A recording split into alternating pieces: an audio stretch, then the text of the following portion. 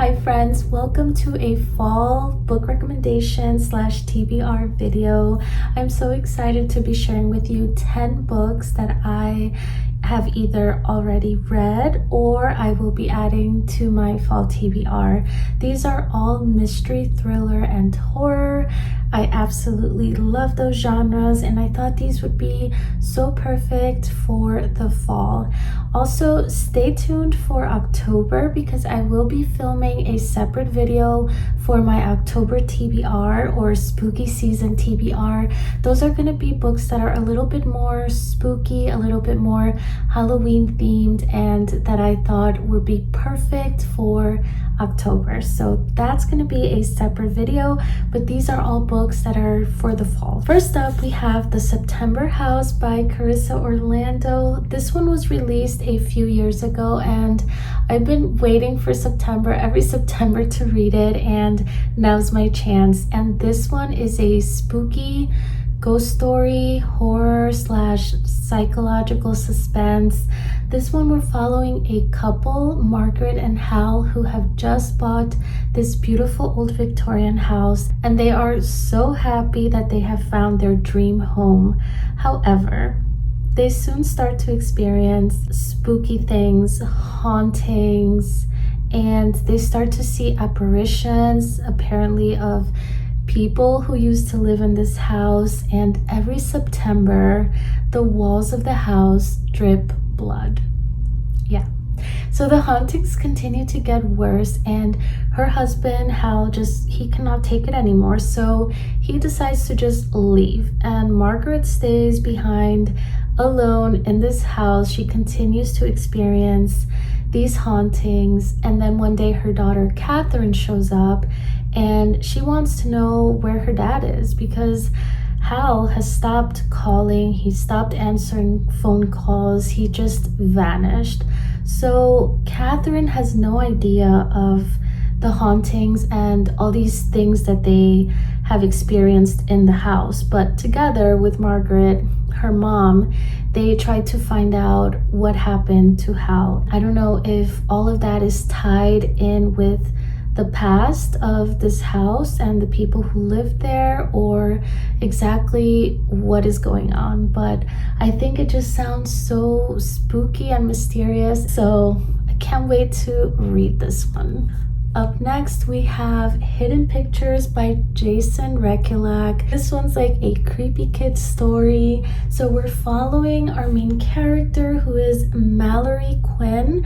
She is a babysitter. Apparently she's fresh out of rehab and she took on this babysitting job. She's looking after this 5-year-old sweet little boy named Teddy, and Teddy loves to sketch. He brings his sketchbook everywhere and it's cute until he starts drawing very weird and creepy things. One drawing is of a man dragging a dead woman, to a grave. And the drawings just continue to get more and more creepy and weird. So the drawings go from being stick figures, these cute little stick figures that a 5-year-old would be drawing, to more sophisticated artwork depicting all these very weird and eerie, scary, spooky images. So Mallory thinks that Teddy is possessed by some entity or something, and she's determined to save him. So she thinks that the drawings that he is sketching are clues to how to solve this mystery, this entity that's taking over.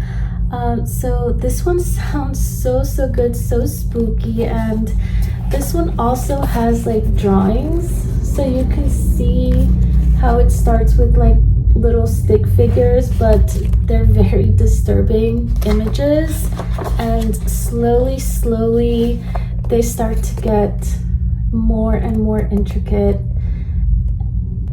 Like, you can see how disturbing these images are. I would not picture a 5-year-old drawing that, so Yeah, I can see why Mallory thinks that he is possessed or something, but this one also sounds so good and I can't wait to read this one. Next up, we have The Sundown Motel by Simone St. James. I read this one a few years ago and wow, it was such a good book. So we're following a dual timeline. We have Viv, who's this young girl in the 80s, and she's trying to make some money, and she gets a job at the Sundown Motel as an overnight clerk. It seems easy enough, but she starts to experience weird things, and she thinks that not everything is okay at this motel. She goes missing and they never find her. So years later, now it's 2017, and we have Carly, who is Viv's niece, and her aunt disappeared before she was born, but she cannot let go of that story about her aunt and how she disappeared, how she was never found. So she decides to go to the Sundown Motel, and she herself gets a job as the night clerk, and nothing has changed in this hotel. It is exactly as it was in the 80s. She tries to investigate and tries to find clues as to what happened to her aunt, but now Carly starts to experience those spooky things that her aunt experienced in the 80s. So it is this whole mystery of a disappearance. You have a spooky ghost story and a dual timeline, and I just love that about Simone St. James. She has such a unique way of putting all of this together, and it was very atmospheric.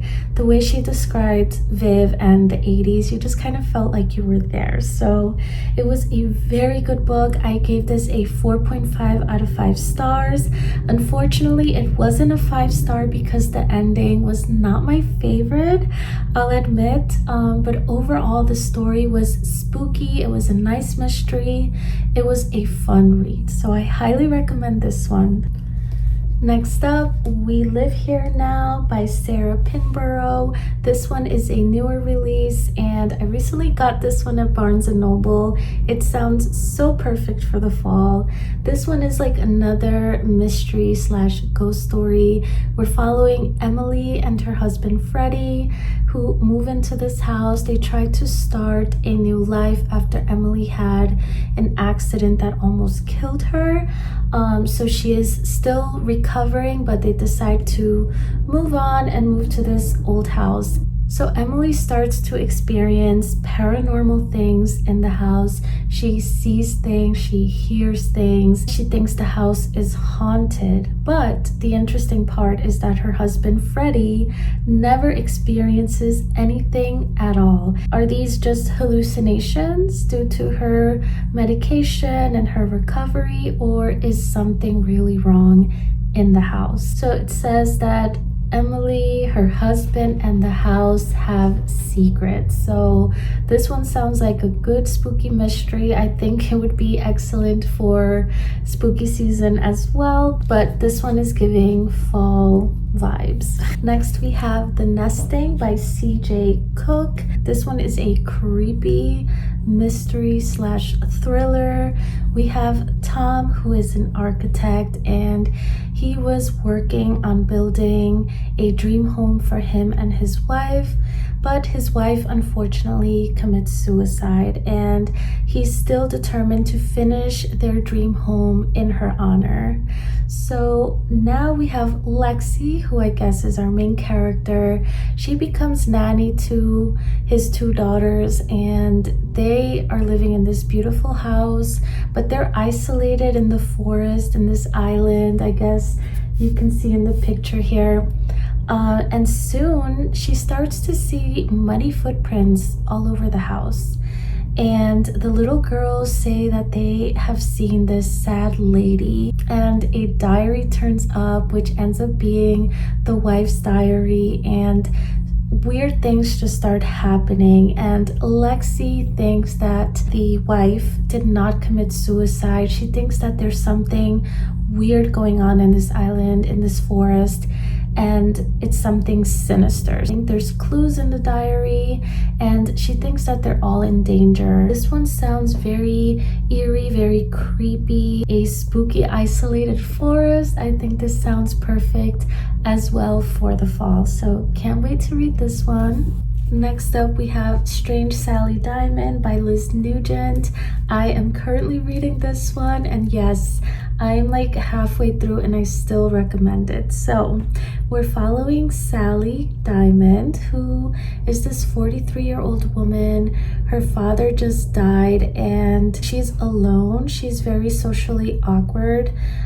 But he leaves a series of letters for her where she starts to uncover bits of her past. And she was adopted at the age of 7 by the psychiatrist who now passed away. And she has no memory of her life before the age of 7. She acts very strange, and you know, people think that she has like a condition or a disorder or something, but it's all tied to her life before she was adopted. Her life is tied to a crime that took place. So we're also following a perspective of Peter, a little boy who's giving his version, and somehow her and Peter are tied together, and that is the mystery that we're trying to uncover. So this one is hard to explain, but it has been such a great read. It is a little disturbing, I must say, but the writing is beautiful and I've been hooked from page 1. So I highly recommend this one for the fall. Next up, we have Hunted by Darcy Coates. I love Darcy Coates.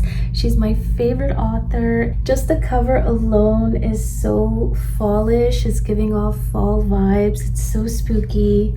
But this one we're following Chris. He's our main character, and his sister Eileen went hiking one day and she disappeared. She goes missing, and they try to look for her, but they find the camera that she took on this hike. They find weird and bizarre pictures in her camera, but they don't find her. There's no body, there's no clues, nothing at all. So after searching and searching and not finding anything, the police give up and they stop the search. But Chris is determined to find out what happened to his sister, and him and some of his friends go on their own into the woods and try to find Eileen. So as they go deeper and deeper into the woods trying to find Eileen, they just realize that something is not right here. They feel that they're not alone, and weird, bizarre things start happening, and they think that Eileen's disappearance was no accident. So it does say here her disappearance wasn't an accident, her rescue will be a mistake. So I have no idea what this is. I know Darcy Coates writes a lot of ghost stories and creatures and stuff, so I don't know if this is gonna go on the lines of paranormal or if it's just a thriller. She has written thrillers before, but this one sounds so good, and it is a little chunky, but I can't wait to read this one. Next up, we have All the Sinners Bleed by S.A. Cosby. This one's a serial killer / murder mystery novel. This one we're following Titus. He is a sheriff in this small town in Virginia.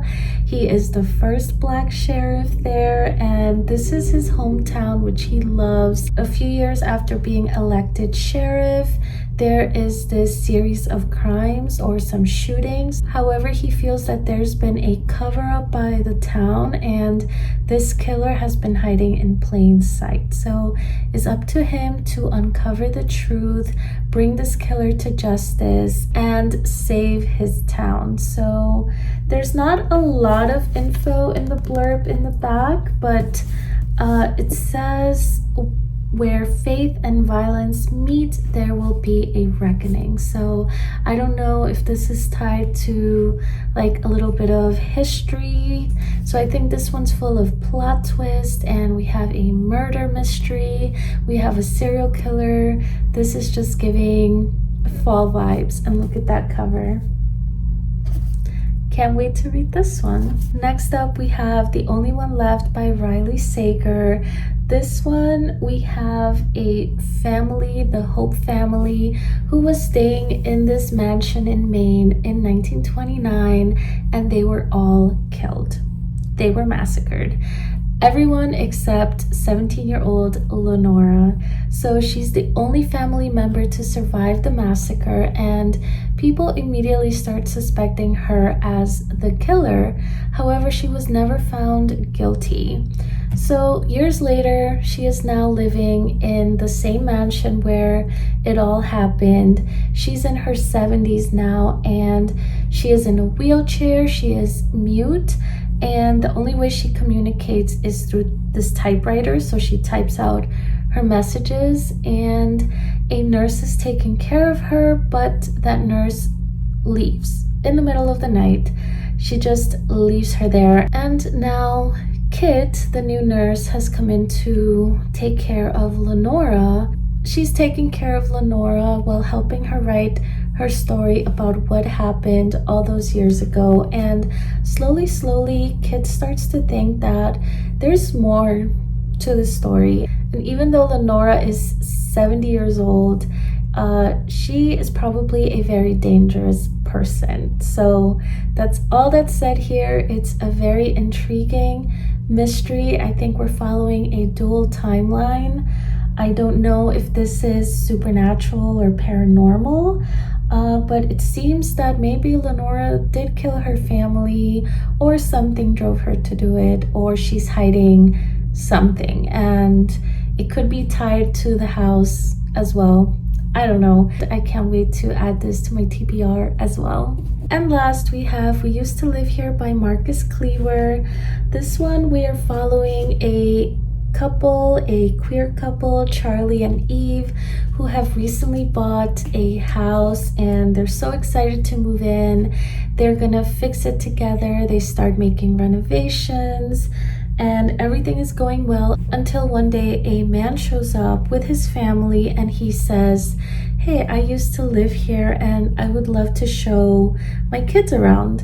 So Eve is so nice and she sees no harm in it. She lets them in. Suddenly weird things start happening. They start seeing ghostly apparitions. One of the children disappears and they don't know what happened, and also the family refuses to leave. So I don't get that point. I don't know if they just came in and they refused to leave and then the child goes missing, but it says that the family doesn't seem to take the hint to leave. So one of the kids goes missing, and then Charlie goes missing, and Eve has no idea what is happening. She starts to question if this is all in her head or what is wrong with the house. So I think that everything that's happening is tied to that man and his childhood and the house.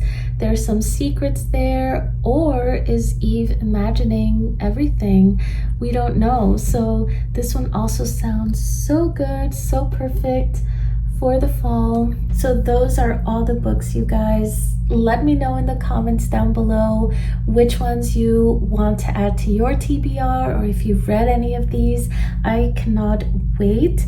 And yeah, I know it was just a couple of books that I read, but most of these are going on my fall TBR, and I'm so excited. Also stay tuned because I will be featuring these in reading vlogs on my channel, and also stay tuned for the October TBR because I have so many spooky Halloweeny books that I'm going to be sharing with you guys later on in a couple of weeks. So again, thank you so much for watching. I hope you enjoyed these book recommendations. Don't forget to like, share, and subscribe, and I will see you in my next video. Bye.